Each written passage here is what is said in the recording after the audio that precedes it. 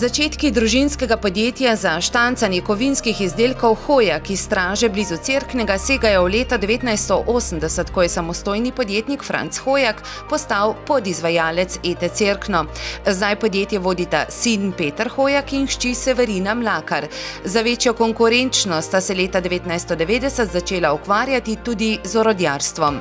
Z orodjarstvom smo se začeli ukvarjati zato, da lahko našim kupcom ponudimo celovito rešitev od zasnove orodja, izdelave orodje ter na koncu serijske proizvodnje polizdelkov. S tem smo tudi bolj konkurenčni proti drugim, ki imajo samo serijsko proizvodnjo. Orodjarstvo jim je prineslo tudi precej večjo dodano vrednost. Njihovi kupci so iz elektroindustrije, avtomobilske industrije, industrije gospodinjskih aparatov in bele tehnike. Izdelujejo pa tudi dele za alpinistično opremo.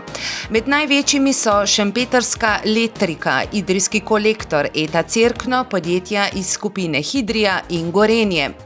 Zdaj zaposlujejo 16 orodjarjev, kovinarjev in strojnikov. Vsak od njih obvladuje več strojev. Delajo v eni izmeni, obseg proizvodnje pa lahko povečajo glede na naročila. Ker imamo širok asortima izdelkov in s tem posledično tudi veliko različnih kupcev, smo lažje prebrodili krizo. Tako da, če nam je en kupec odpovedal, se nam niti ni tako zelo poznalo.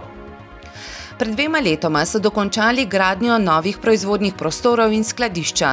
Posodobili so tudi strojni park, s čimer so povečali zmogljivosti, izboljšali logistiko in avtomatizacijo. Letos bodo poslovali podobno kot lani, primerljive prihodke pa želijo obdržati tudi v prihodnjem letu.